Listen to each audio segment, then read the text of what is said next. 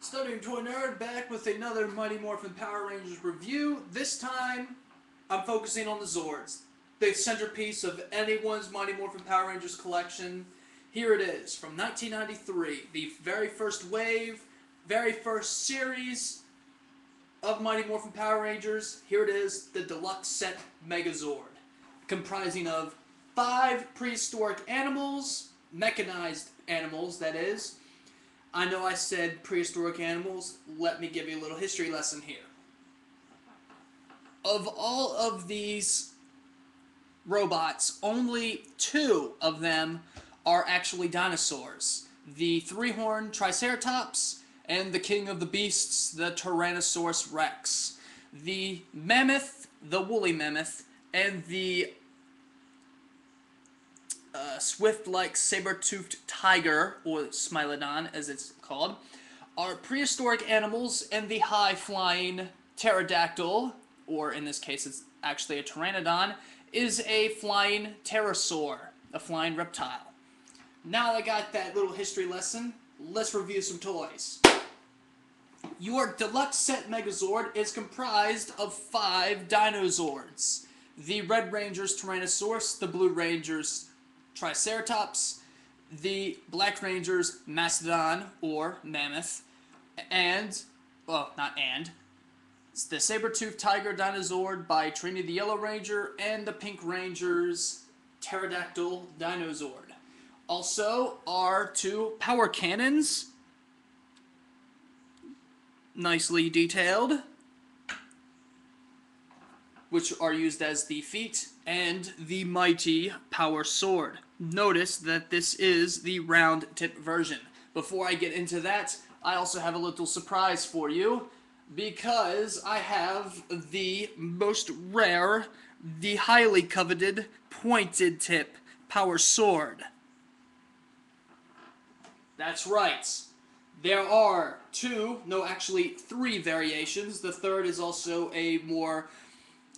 The vacuum metallized plastic is gone, and it's nothing more than a little flexy, bendable PVC plastic gray sword.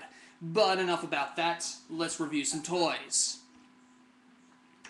Starting with the detail applications of each Zord, we have starting with Triceratops because he's easier to reach. The Triceratops only moves his head, which is in a strong ratchet, and the tail moves up and down, and I guess you can consider the tail cannon as some sort of form of articulation. I don't. It's an accessory. He's got some very nice tank treads, as you can see here, but the tank treads do not move. All they are wheels. Now, I would have loved to have seen them actually come up, since it was a Bandai Japan toy, you know, take this off, take that off, put some rubber treads in there and screw it back together, but that would be just a hassle. There's also a little, like, indentations here and details, along with the some squiggly and straight lines, and some sticker detailing right here. The majority of this Zord is sticker detail. The Macedon, which is pretty much a brick, has a lot of detail, but mainly in its feet. As you can see with the feet, there are so much detail going on in the feet. You have these little pistons here, little turbines, I guess, here, to mimic the Mastodon, you know, standing, neighing, whatever noise prehistoric elephants make, along with the trunk of the beast, can also move up and down. But like I said, that's considered an accessory and not really part of the articulation. And the only reason why this is articulate, because it's part of the morphine transformation sequence. It's also got some very nice detailing on the head, which is, of course, mainly sticker detailing. This is the proper way to put the stickers. Don't look at the box. The trunks, vacuum metallized plastic, also have some nice little detailing. and that is the Mammoth. The Saber-Tooth Tiger Dinozord has, once again, most of its detail in the feet. It is the least impressive detailed Dinozord because the majority of it is, of course, sticker detailing and these lines. It's mostly lines. It's got a very nice aerodynamic, sleek design because it's supposed to be a fast cat.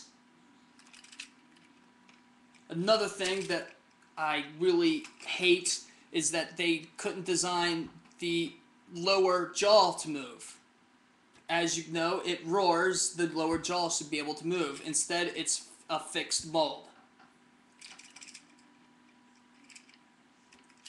The tail moves up and down because it's got this gigantic tail laser, and of course, it moves up and down. It is the most detailed of all, articulated of all the dinosaurs except for the Tyrannosaurus. And of course, it's got some sticker detailing here. The tusks, fangs can also move up and down, but once again, that's more for transformation than anything else. And once again, like I said, the legs are also incredibly detailed.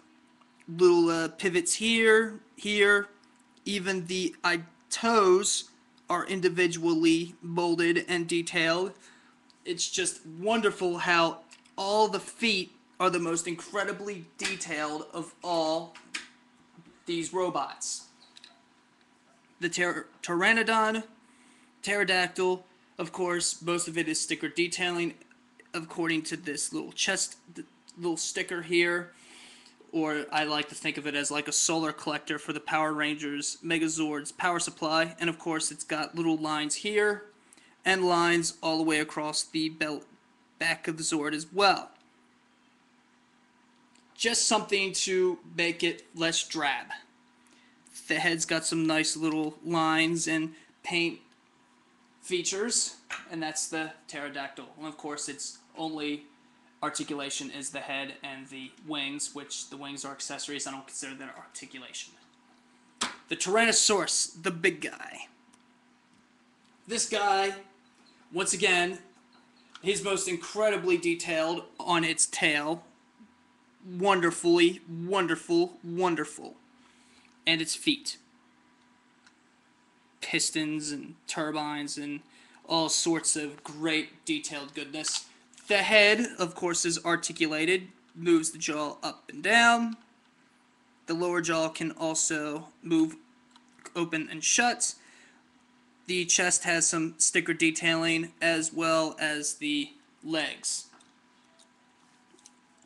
It moves by the ankles, the knees, and of course the arms. But once again, all this articulation is not only fun, it's all involved in the transformation. The only thing that's not involved in the transformation is the head. The head moving about is just really cool. It's also got some really detailed back, which they didn't really need to do because all that would be covered with transformation. Now that we got all of that done and over with, let's start with the combination. First, you want to morph your legs. In this case, the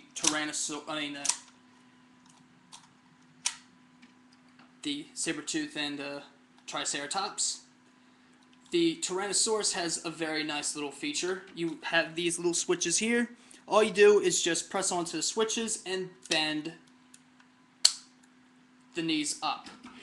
Little slotches here that when you hear it click, you're done. Move the tail back down. Now, for the Mammoth. Detach the head, decapitate the head, and then just fold the body completely down. Little clips here. And there you got the Mastodon is completely morphed. There's a little hook in here.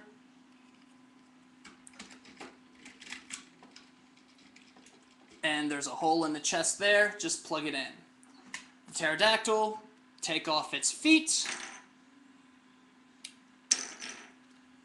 fold the wings inward like so, and as you can see, there are some little clips here. Just take and plug in. Now we take the power cannons, slide them on, and there we have Megazord in attack tank mode.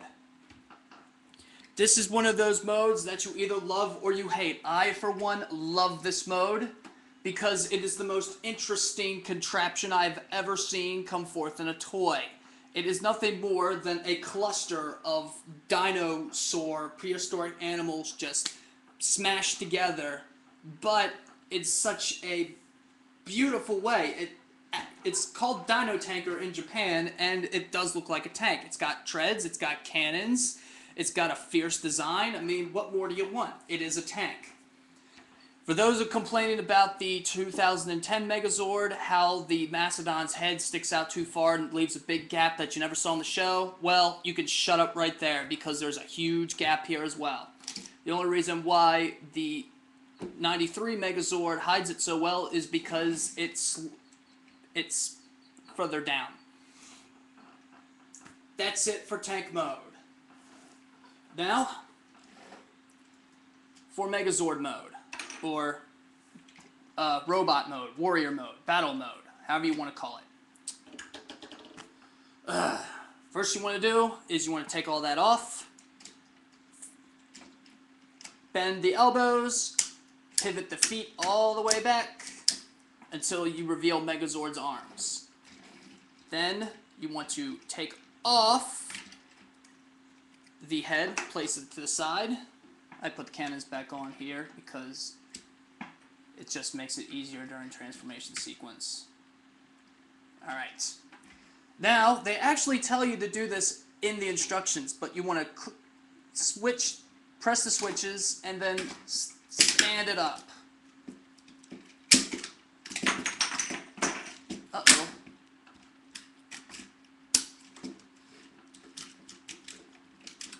Now Megazord is standing up. I gotta find my...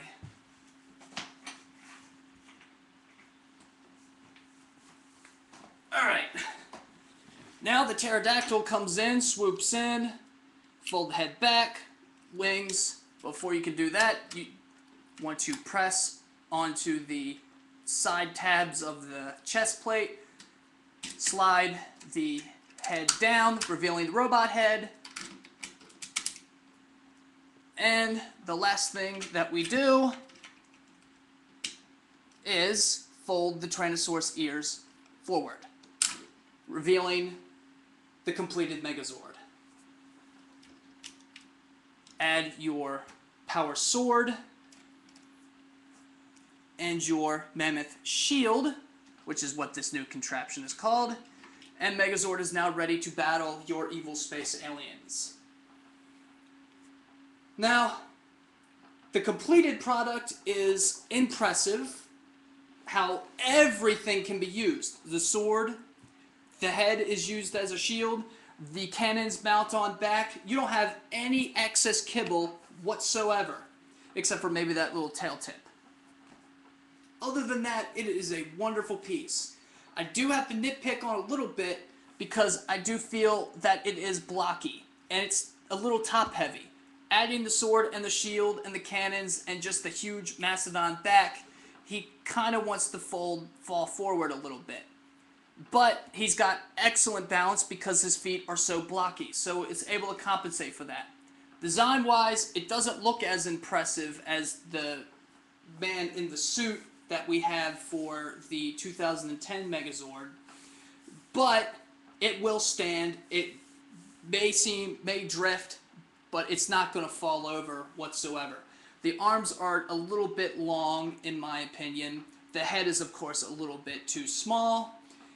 The chest is a bit too wide, but, you know, this is a deluxe transforming toy. It's going to do those things. Final thoughts? Get one. It's going to be expensive, so you may want to wait a while, but get one. It is the centerpiece for all Mighty Morphin Power Ranger toys. Beware, mint and sealed box will cost anywhere from $200 to $300.